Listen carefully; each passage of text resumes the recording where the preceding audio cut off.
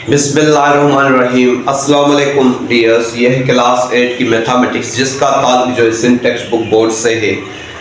उसमें यूनिट 4 है। यूनिट 4 में एक्सरसाइज 4.2 में जो वर्ड प्रॉब्लम्स है जिनका के ताल्लुक जो है पार्टनरशिप से, हम उनको आज सॉल्व करेंगे। सो अपनी वीडियो शुरू करने से पहले मैं आप सभी से रिक्वेस्ट करता हूँ, अगर आप मेरे चैनल पर नहीं हो तो प्लीज सब्सक्राइब कर दें मेरे चैनल को। सो डियर्स, आइए सीखने की कोशिश करते हैं। यहाँ पर आप देख सकते हैं सबसे पहले कि Mariyam and Aarfa started a business with investment of ₹60,000 and ₹80,000 respectively. After 1 year they earned profit of ₹21,000. Find the share of each partner in the profit. तो डियर्स, ये पार्टनरशिप का वर्ड प्रॉब्लम है जिसमें कि मरियम एंड आरफा जो है एक कारोबार कर रही है मिलकर, जिसमें के मरियम ने 60,000 जो इन्वेस्ट किए हैं और आरफा ने 80,000 जो है इन्वेस्ट किए हैं। और एक साल के बाद उनको जो प्रॉफिट हुआ है वो 21,000 का हुआ है। तो अभी हमसे पूछा जा रहा है कि find the share of each partner. तो जो प्रॉफिट हुआ उनमें जो है एक एक पार्टनर का जो है हमने जस्ट उसका प्रॉफिट मालूम करना है।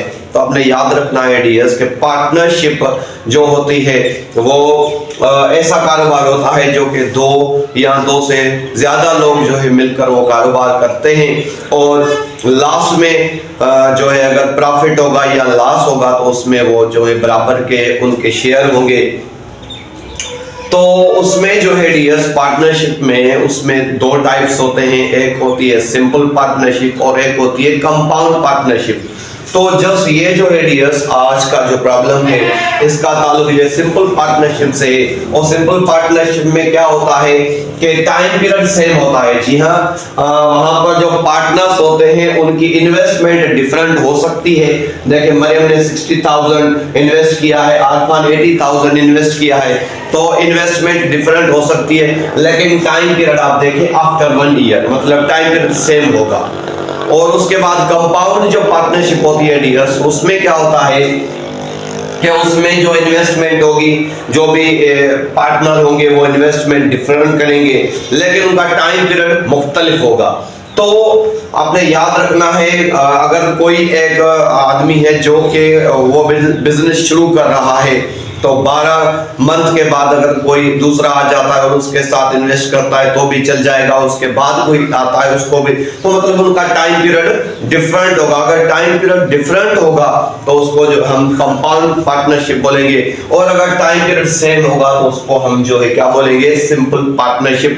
तो सिंपल पार्टनरशिप वाले वर्ड प्रॉब्लम्स बहुत ही ईजी होते हैं, आइए इनको सीखते हैं। आई होप आपको बहुत अच्छे से समझ में आ गया होगा। तो आप देखें यहाँ पर है, यहाँ पर लिखेंगे सबसे पहले लिखें इन्वेस्टमेंट ऑफ मरियम या शेयर ऑफ मरियम। तो इन्वेस्टमेंट ऑफ मरियम लिखते हैं, तो इन्वेस्टमेंट ऑफ मरियम।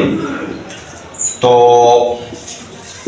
यहाँ पर इन्वेस्टमेंट जो है मरियम की वो 60,000 की है, और उसके बाद हम जब यहाँ पर लिख देते हैं इन्वेस्टमेंट ऑफ आल्फा। तो आप देखें कि आल्फा की इन्वेस्टमेंट जो है वो 80,000 की है। तो अभी हम क्या करेंगे डियर्स, इनके बीच में रेशो मालूम करेंगे। तो बीच में रेशो की सिंबल लगा देंगे, और अभी आप देखें 4 जीरो यहाँ से खत्म कर देंगे, 4 जीरो यहाँ से खत्म कर देंगे, और इसको सिंपलेस्ट फॉर्म में ले आएंगे। मतलब उसके बाद ही हमें पता लग जाएगा कि किसका कितना जो शेयर है। और यहाँ पर क्या करेंगे, 2 का टेबल पढ़ेंगे, 3 to 6 देन 4 to 8। तो यहाँ पर हमने मालूम कर लिया है कि यहाँ पर अगर मरियम की इन्वेस्टमेंट कम है तो उसको शेयर भी कम मिलेगा, और अगर अल्फा की इन्वेस्टमेंट ज्यादा है तो उसको शेयर भी ज्यादा मिलेगा। मतलब इसको 3 हिस्से मिलेगा तो इसको 4 हिस्से मिलेगा। तो इसको हम लिख देंगे कि यहाँ पर है गिवन रेशोज। जी हाँ, गिवन रेशोज लिखने के बाद अभी हम क्या करेंगे, सम ऑफ रेशोज लिखेंगे। सम ऑफ रेशोज करने के लिए हम क्या करेंगे, 3 + 4 इनको ऐड कर देंगे तो बन जाएगा 7। तो अभी उसके बाद हम क्या करेंगे डियर्स, आपने याद रखना है। तो अभी हमने शेयर मालूम करने हैं, तो यहाँ पर पहले लिखेंगे शेयर ऑफ मरियम। तो उसके बाद आपको ये भी याद रखना है कि प्रॉफिट जो है कितना है उनका, यहाँ पर आपको दिखाई देगा कि प्रॉफिट है उनका कितना 21,000 का। तो अभी हम यहाँ पर लिखेंगे शेयर ऑफ मरियम। तो शेयर ऑफ मरियम मालूम करने के लिए डियर अभी फार्मूला अप्लाई करेंगे, जिसमें कि यहाँ पर लिखेंगे रेशो।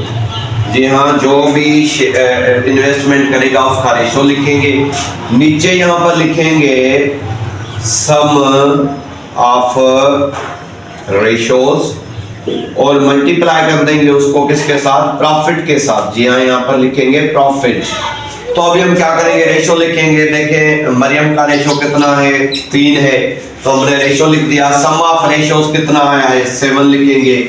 मल्टीप्लाई प्रॉफिट कितना है 21,000 का है, तो यहाँ पर ये लिखेंगे। और अभी टेबल पढ़ेंगे 177 3721, तो 30 यहाँ पर और लगा देंगे। और यहाँ पर आप देखें तो यहाँ पर इन्वेस्ट, यहाँ पर 1 2 3, तो 1 2 3 लिखने के बाद 339 कर देंगे। तो ये अभी हमें मिल गया है शेयर ऑफ मरियम के।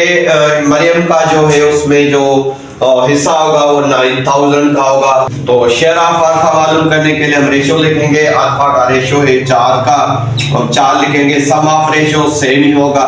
मल्टीप्लाई यहाँ पर जो है प्रॉफिट वो दोनों के लिए सेम है, तो 177 देन 37 देन 30। तो यहाँ पर हम लिख देंगे 1 2 3 देन 4 3 12। तो ये शेयर बन जाएगा किसका, अल्फा का। तो डियर्स, अगर आपने अभी वेरीफाई करना है कि हमारा जो ये प्रॉब्लम हमने सॉल्व किया है कि सही है या गलत है, तो हमने क्या करेंगे, मरियम का शेयर कितना था 9,000 का, तो हम यहाँ पर लिखेंगे 9,000। और उसके बाद अल्फा का शेयर कितना था 12,000 का, तो हम यहाँ पर लिखेंगे 12,000। और इनको अगर ऐड करेंगे और अगर ये इसके बराबर आ गए तो समझो हमने जो सम किया है, प्रॉब्लम को सॉल्व किया, बहुत ही सही सॉल्व किया है। तो 0 0 0 9 to 11 हम यहाँ पर आ जाएगा। तो आप देख सकते हैं कि शेयर हमने बिल्कुल सही मालूम किए हैं, क्योंकि यहाँ पर प्रॉफिट जो है 21,000 का मिल रहा है।